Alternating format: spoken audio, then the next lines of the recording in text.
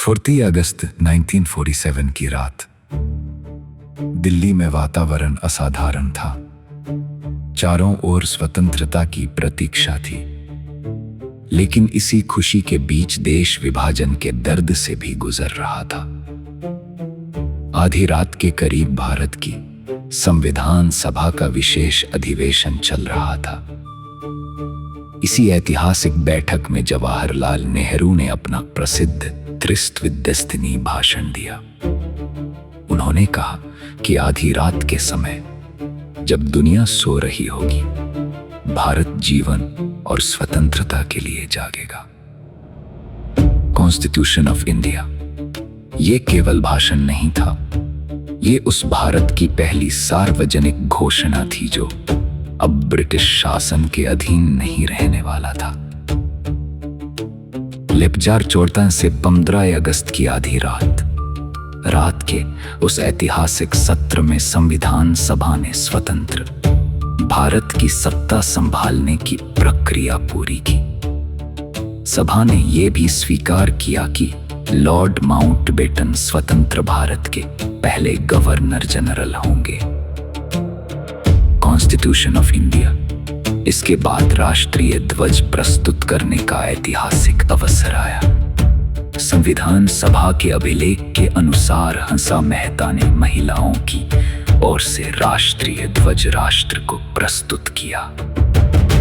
ये भी ध्यान देने योग्य है कि भारत का वर्तमान तिरंगा संविधान सभा ने 23 जुलाई 1947 को ही राष्ट्रीय ध्वज के रूप में अपनाया था। इंडिया गोव इन अगस्त 1947 आजाद भारत की पहली सुबह और फिर आया अगस्त 1947।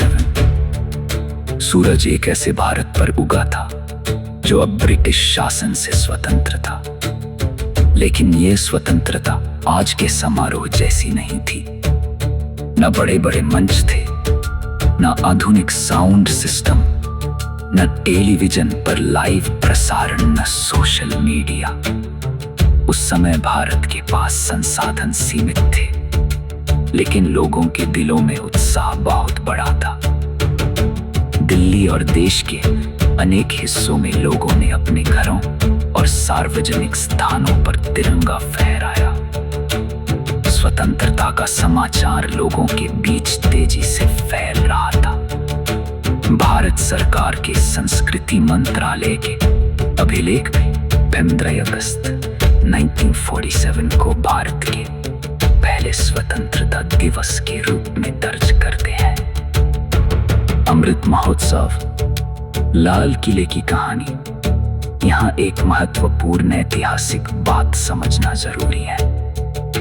आज हम स्वतंत्रता दिवस का सबसे बड़ा प्रतीक लाल किले से प्रधानमंत्री द्वारा ध्वजारोहण मानते हैं, लेकिन 15 अगस्त 1947 को आज की तरह लाल किले की प्राचीर से प्रधानमंत्री का नियमित स्वतंत्रता दिवस समारोह नहीं हुआ था। उस समय स्वतंत्रता प्राप्ति के मुख्य संवैधानिक और राजनीतिक समारोह संविधान सभा तथा दिल्ली के अन्य स्थानों पर केंद्रित थे। बाद के वर्षों में लाल किला स्वतंत्रता दिवस के राष्ट्रीय समारोह का प्रमुख प्रतीक बन गया। इसलिए 1947 के पहले स्वतंत्रता दिवस को समझते समय आज की परंपराओं को सीधे 1947 पर लागू करना सही नहीं होगा। उस दिन भारत का स्वरूप कैसा था? अगस्त 1947 का भारत आज के भारत से अलग था। भारत उस समय डोमिनियन ऑफ इंडिया था। देश स्वतंत्र तो हो चुका था, लेकिन भारत अभी गणराज्य नहीं बना था। भारत का संविधान भी उस समय तैयार नहीं हुआ था। संविधान बनाने का काम कर रही थी। संविधान बाद में जब से नवंबर 1949 को अपनाया गया और और 26 जनवरी 20 को भारत गणराज्य बना। इसलिए 3 अगस्त 1947 को भारत की स्वतंत्रता और 26 जनवरी 1947 को गणतंत्र बनने, इन दोनों घटनाओं में अंतर समझना बहुत महत्वपूर्ण है। आजादी के साथ प्रशासन को भारतीय नियंत्रण में मजबूत करना और सबसे महत्वपूर्ण एक लोकतांत्रिक संविधान बनाना। स्वतंत्रता मिल चुकी थी, लेकिन राष्ट्र निर्माण अभी शुरू हुआ था।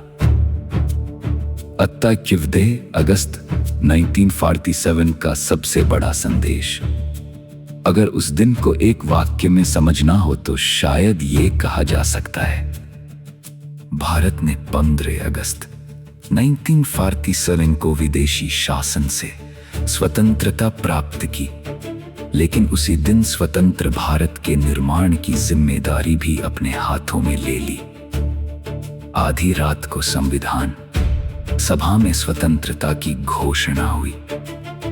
15 अगस्त की सुबह देश ने पहली बार स्वतंत्र भारत के रूप में सूर्योदय देखा। तिरंगा केवल एक कपड़ा नहीं था, वह उस संघर्ष, बलिदान और भविष्य की उम्मीद का प्रतीक बन चुका था।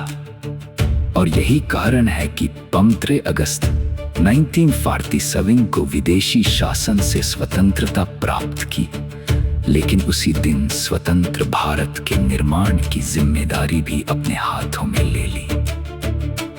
आधी रात को संविधान सभा में स्वतंत्रता की घोषणा हुई। 15 अगस्त की सुबह देश ने पहली बार स्वतंत्र भारत के रूप में सूर्योदय देखा। तिरंगा केवल एक कपड़ा नहीं था, वह उस संघर्ष, बलिदान और भविष्य की उम्मीद का प्रतीक बन चुका था।